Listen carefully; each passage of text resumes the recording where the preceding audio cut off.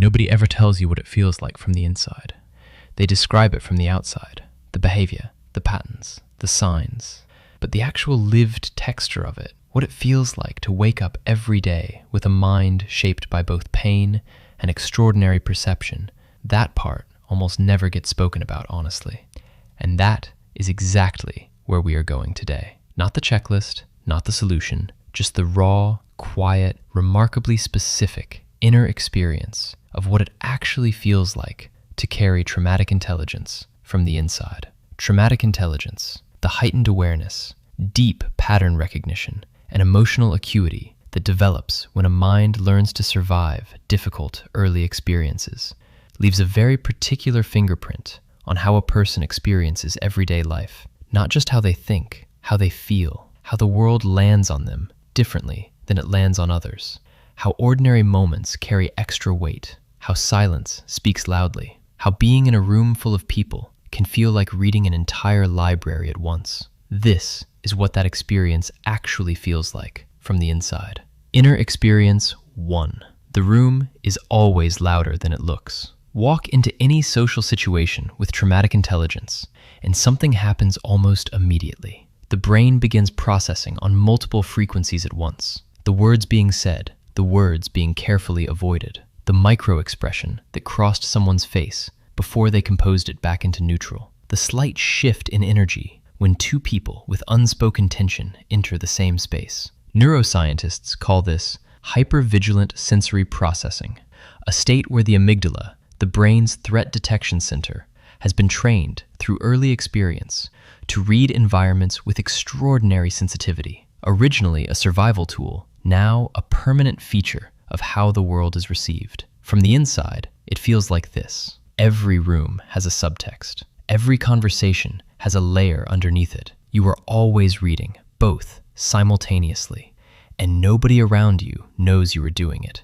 It is exhausting in a way that is almost impossible to explain. Not because something is wrong, but because the volume of information never fully lowers. Inner experience 2. I knew something was off before I had words for it. There is a particular quality to traumatic intelligence that sets it apart from other forms of perceptiveness. It often arrives as a felt sense before it arrives as a thought. Something feels wrong before the mind can explain why. A situation feels unsafe before any specific incident has occurred. A decision feels misaligned before the logical argument against it has fully formed. Psychologist Antonio Damasio's research on somatic markers, the way the body stores emotional memory and communicates it back to the brain, helps explain this. When a mind has learned to survive by reading subtle signals, the body becomes its own early warning system. The gut tightens, the chest closes slightly, the breath shifts. From the inside, this feels like living with a compass that is extraordinarily accurate, but impossible to fully explain to anyone else. You just know, and the knowing arrives before it can be proven.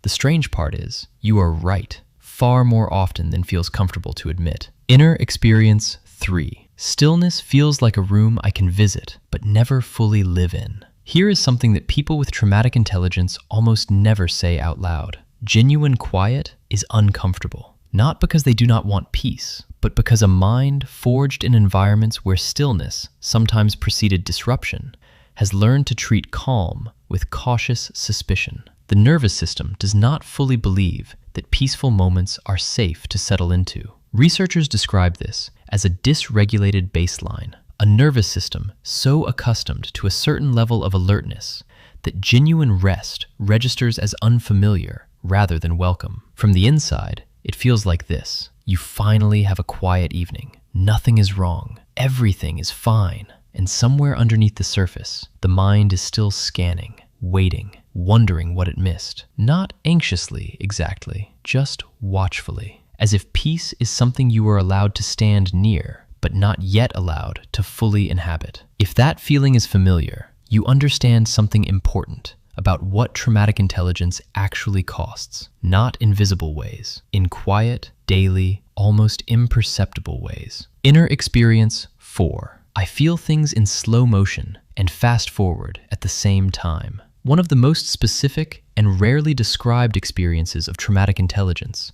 is a particular relationship with emotional time. In the moment, something happens, a conflict, a disappointment, an unexpected kindness. The emotional response often feels delayed. The mind engages first, processes first, and the feeling arrives later, sometimes hours afterward, sometimes in the quiet before sleep. But once it arrives fully, completely, with a depth that can feel disproportionate to what triggered it. This is not instability. Psychologists who study affect regulation in trauma-adapted individuals describe this as a two-phase emotional processing pattern, cognitive containment in the moment, followed by deep feeling in safety. From the inside, it feels like emotional time runs differently than it does for other people. Like you are always slightly out of sync with the present moment, processing the last thing while living the current one, feeling yesterday while navigating today. It is disorienting in small ways that accumulate quietly over time. Inner experience, 5. My depth is the most beautiful and most isolating thing about me. There's a paradox at the center of traumatic intelligence that almost everyone who carries it has felt. The very thing that makes them most perceptive also makes them most difficult to fully reach. The depth of processing, the layered thinking, the ability to hold complexity, to see nuance where others see simplicity, to understand motivations that have never been spoken. These are extraordinary capacities, but they also mean that genuine mutual understanding, the kind where someone else's inner world actually meets yours, is rare. Not impossible, but rare enough that when it happens, it feels quietly significant in a way that is hard to articulate. Research in interpersonal neurobiology, particularly the work of Daniel Siegel, describes resonance, the experience of being truly seen by another person as one of the deepest human needs. For those with traumatic intelligence, the bar for resonance is simply higher because the inner world is simply more layered. From the inside, this feels like standing in a room with a very large window. You can see everything clearly, describe what you see with remarkable precision, but the glass between you and the landscape is always there, beautiful and just slightly separate. This is what it actually feels like from the inside. A room that is always louder than it looks, a compass that knows before the mind can explain, a nervous system that has learned to visit peace without fully trusting it, an emotional clock that runs on its own quiet schedule, and a depth so specific that true resonance, when it arrives, feels like something close to extraordinary. Traumatic intelligence is not a diagnosis. It is not a limitation. It is a particular way of being in the world, forged in difficulty, expressed in perception, carried in ways that rarely have simple names. And perhaps the most important thing to understand about it is this: the inner experience of it is not a problem to be solved. It is a landscape to be understood. Because understanding how your own mind actually works, not from the outside, not through a checklist, but from the inside, is where something genuinely changes.